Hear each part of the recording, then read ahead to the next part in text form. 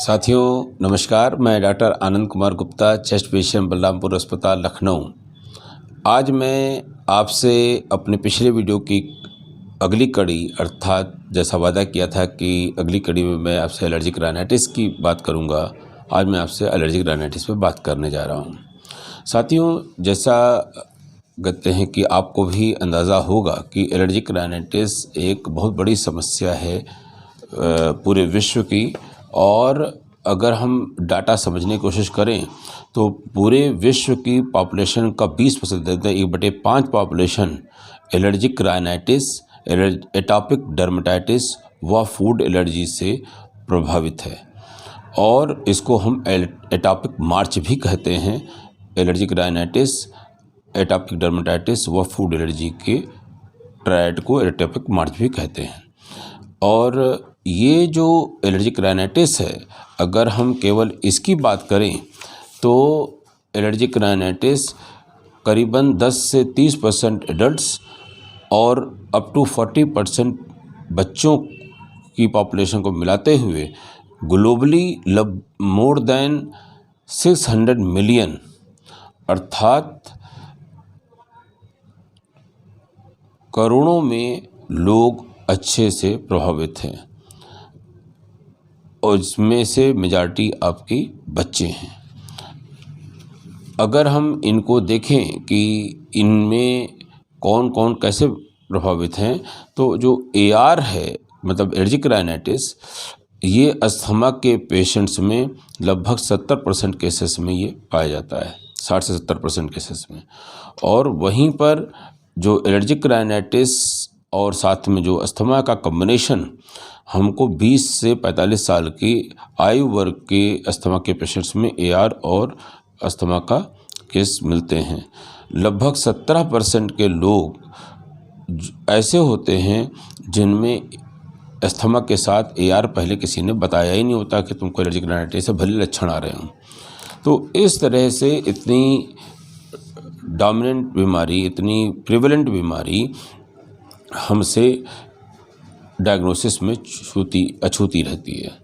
अगर हम allergic rhinitis को समझें कि एलर्जी से होने वाले राइनाइटिस के लक्षण, तो इसके अगर हम इतिहास को देखें तो इसका पूर्व नाम हे फीवर था, जो कि एक मिसनामर है अर्थात मिथ्या नाम है। क्यों मिथ्या नाम है? ना इसमें हे अर्थात फाडर अर्थात चारे से एलर्जी होती है, ना इसके अंदर सामान्य तौर पर कोई फीवर होता है। अब ये पड़ा क्यों? 19वीं शताब्दी ऐसा लिटरेचर बताते हैं कि 19वीं शताब्दी में लोगों का विश्वास था कि गर्मी के मौसम में हे की अर्थात फाडर की महक से, स्मेल से ये लक्षण पैदा होते हैं, ऐसा विश्वास हो गया था और इसलिए इसका नाम हे फीवर पड़ गया। जॉन बॉस्टॉक साहब थे, उन्होंने 1828 में पहली बार इन लक्षणों को, जो प्रचलित नाम था हे फीवर के नाम पर, इन्होंने उसका पहली बार एक डिस्क्रिप्टिव वर्णन दिया और उन्होंने इसका दूसरा नाम समर कटार भी रखा। और जो कटार माने होता है, कटार होता है ग्रीक शब्द जिसमें म्यूकस का ओवर प्रोडक्शन नाक से और आपके गले से या आपके जो साइनसेस होते हैं नाक के दोनों तरफ, उनसे, तो इन ऐसे लक्षणों के समूह को ये लोग कटार कहते थे। तो इन्होंने समर कटार भी नाम दिया और उन्होंने कहा कि इसमें जो है मुख्य पैथोलॉजी नाक की म्यूकोसा में इन्फ्लेमेशन है। बाद में लोगों ने ये 1860 के आसपास ये पहली बार महसूस किया कि इसकी अंदर इसका कारक जो है पॉलन है, पारकण है, और उन्होंने पॉलन फीवर नाम दिया उस ज़माने के लोगों ने, परंतु ये नाम ज़्यादा पॉपुलर नहीं हुआ। अगर हम एलर्जिक राइनाइटिस की बात करें तो हम OPD में सस्पेक्ट कैसे करते हैं, किसको सोचना चाहिए कहीं हमको एलर्जिक राइनाइटिस तो नहीं। अगर कोई व्यक्ति हम लोगों के पास आता है कि जब जब मौसम बदलता है हमारी छींकें आने लगती हैं, नाक से पानी बहने लगता है, नाक में कलबलाहट होने लगती है, नाक बंद या खुली रहती है, इवन गले में खराश हो जाती है, किसी किसी के आँख से पानी आने लगता है और कहते हैं कि गले में खराश बनी रहती है, तो हम लोग सोचते हैं कि इसको हर सीजन पे क्यों हो रही है, और पहले वो कहता है कि कम समय के लिए रहती थी, अब ज़्यादा समय के लिए तकलीफ होती है, कोई 5 दिन में ठीक हो जाते थे, अब 15 दिन में नहीं ठीक हो रहे हैं। अन्य लक्षण भी साथ में इसके डोमिनेंट होते हैं, किसी को खांसी आने लगती है, किसी को सांस फूलने लगती है, तो हम लोग कहते हैं कि एलर्जिक राइनाइटिस तो नहीं थी या है। तो एलर्जिक राइनाइटिस का शक करके फिर हम लोग इसको जांच करते हैं। कुछ लोग कहते हैं कि हमको सीजन बदलने पे होता है, कुछ कहते हैं पहले सीजन बदलने पे था, अब हर महीने होता है या साल भर बना रहता है। कुछ कहते हैं नहीं साहब, जब से हमको हुआ तब से साल भर से बना हुआ है। तो ये सब लक्षण हम लोग को एलर्जिक राइनाइटिस की तरफ इशारा करते हैं। राइनाइटिस तो है ही है, और साथ में हम लोग ढूंढने को सोचते हैं कि अगर एलर्जिक राइनाइटिस है तो किस वजह से है, और अगर एलर्जिक राइनाइटिस नहीं है तो क्यों उसको ये तकलीफ़ है। तो साथियों की जैसा हम लोग बताया कि राइनाइटिस जो है इन्फ्लेमेशन ऑफ म्यूकोसा की वजह से, नेजल म्यूकोसा की वजह से है। तो जब इन्फ्लेमेशन होता है तो हमको स्नीजिंग बाउट्स आते हैं, मतलब छींके के दौर होते हैं, नाक में खुजली का या कलबलाहट का एहसास होता है, अर्थात नेजल इच होने लगता है, नाक से पानी जैसे स्राव आने लगते हैं जिसको राइनोरिया कह सकते हैं, और नाक में जकड़न अर्थात नेजल कंजेशन अर्थात बंद बंद का एहसास होने लगता है, और आँख से भी पानी आने लगता है, सांस लेने में तकलीफ़ होने लगती है नाक बंद बंद होने की वजह से।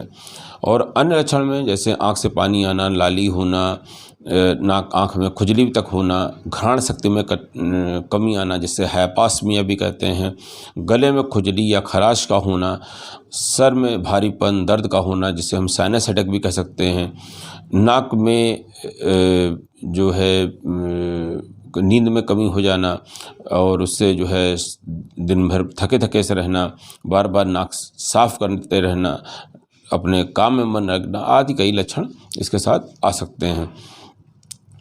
तो और वहीं पे जो बच्चे होते हैं उनमें नाक बंद होने की वजह से मुंह से सांस ले रहे हैं, और कान में भारीपन आ रहा है, सुनने में कमी हो रही है, नींद रात में नहीं ठीक से सो पा रहे हैं, और अगर ये लंबे खिंच जाती है तो उनमें बोलने की शुरुआत देर में होती है, क्लास में इनका परफॉर्मेंस घटने लगता है, स्कूल में प्रदर्शन घटने लगता है। तो इस तरह के लक्षण इस तरह की बीमारियों में देखे जाते हैं।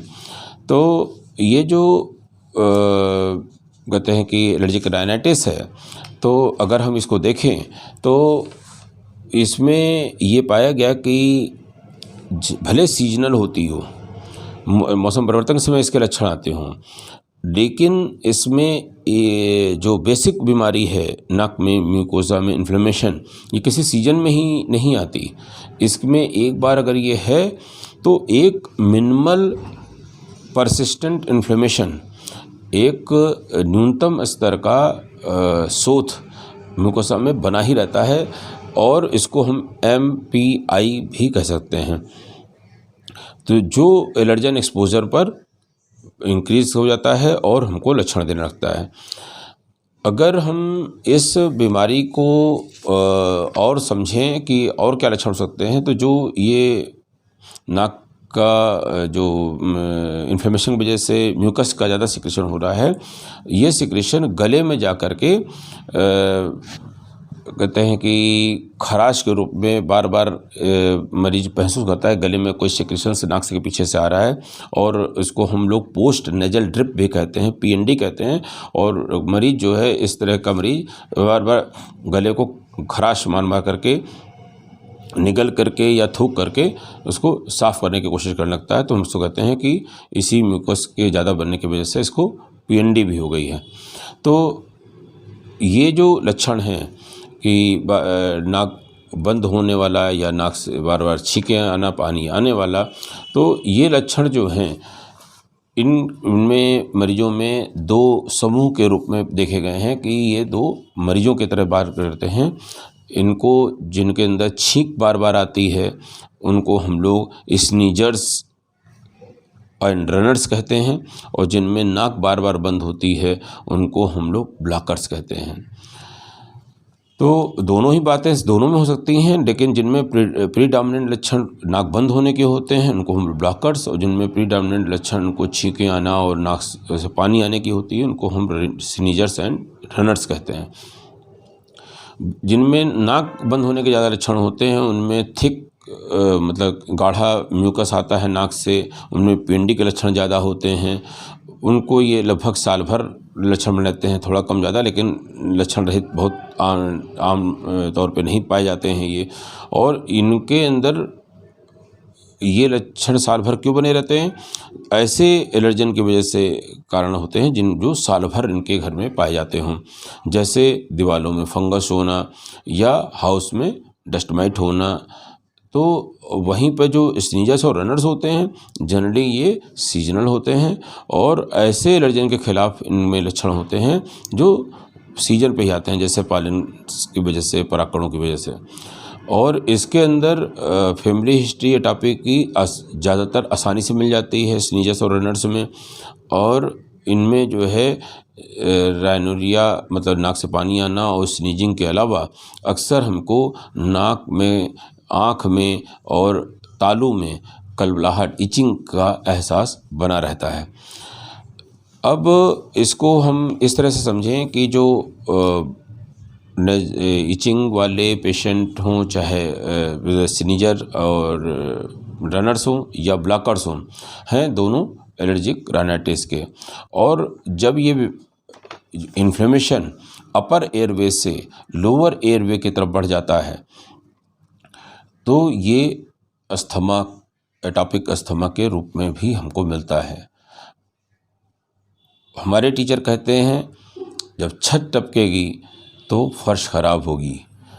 AR एलर्जिक राइनाइटिस प्रोन है अस्थमा का काज बनने में। तो हर AR के पेशेंट को एक अच्छा डॉक्टर अस्थमा के लिए स्क्रीन करता है, और अस्थमा का मरीज अगर आता है तो उसको AR के लिए उसके में लक्षण पूछता है। और दोनों को मैनेज करने से अगर AR छूट गया तो अस्थमा कम अच्छा मैनेज होगा, और अस्थमा अगर नहीं मैनेज हुआ तो AR के मरीज को लगेगा कि कुछ लक्षण हमारे नहीं ठीक हो रहे हैं, और वो अस्थमा के लक्षण थे। इन लक्षणों के साथ मैं आज यहाँ पर अपनी बात समाप्त कर रहा हूँ। अगले वीडियो में मैं आपसे एलर्जिक राइनाइटिस के ट्रीटमेंट के स्कोप के बारे में बात करूँगा कि अगर एलर्जिक राइनाइटिस है तो आप कैसे इसको इन्वेस्टिगेट करेंगे और कैसे इसको ट्रीट करेंगे। धन्यवाद। देखते रहिए, अगले वीडियो में फिर हम लोग मिलेंगे एलर्जिक राइनाइटिस के इन्वेस्टिगेशन और ट्रीटमेंट पर। धन्यवाद।